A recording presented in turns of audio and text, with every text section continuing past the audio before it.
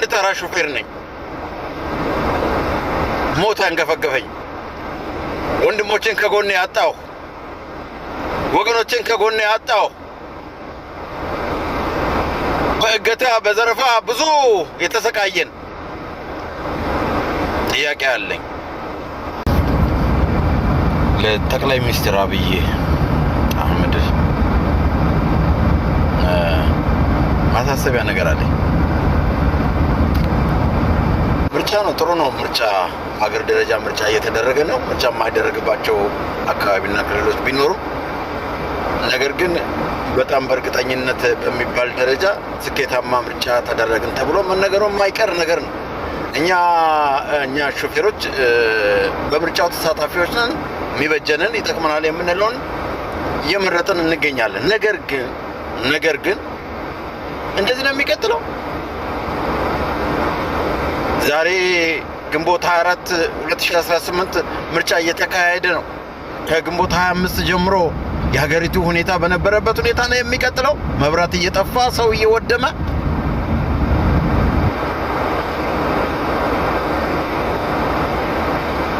አሁን በጣም አሳሳቢው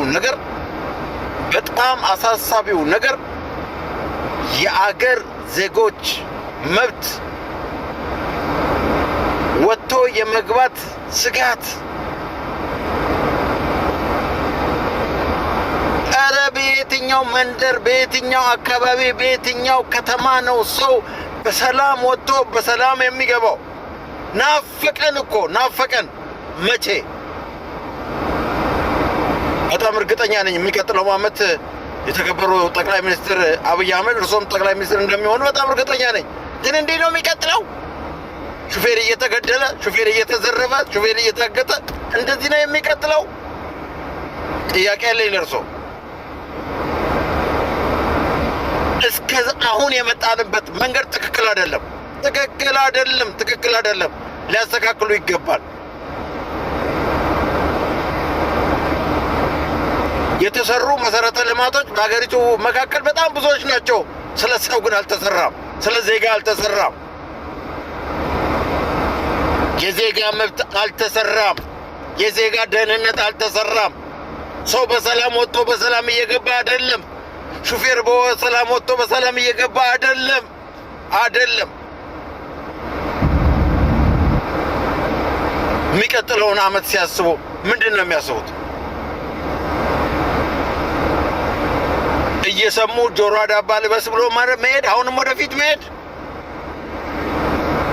መብራት እያበሩ ሰው እያጠፉ መሄድ። ምንድን ነው የሚቀጥለው? ምንድን ነው? እኔ ጥያቄ አለኝ ለእርሶ፣ ጥያቄ አለኝ። ፖለቲከኛ አይደለሁም፣ ግን ጥያቄ አለኝ። መብት ስላለኝ ጥያቄ አለኝ። ሹፌር ስለሆንኩኝ ጥያቄ አለኝ። በስጋት ነው እየተራመድን ያለ ነው። ስጋት አለኝ። ጥያቄ አለኝ። ገዳያችን በዝቷል። አጋቻችን በዝቷል። በቃ መውጣት መግባት አልቻልንም።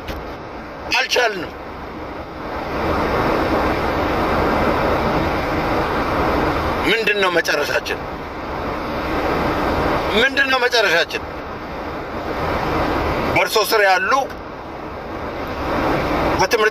በትራንስፖርት ሚኒስትር ተብለው የተቀመጡማ የዛሬ 40 ዓመት መንጃ ፈቃድ ያወጣውን ሰው እስከ ዛሬ ያጠራቀማትን ጥሪቱን ለመብላት ፕላን እያደረጉ ነው ያሉት። እንደዚህ ነው የሚቀጥለው?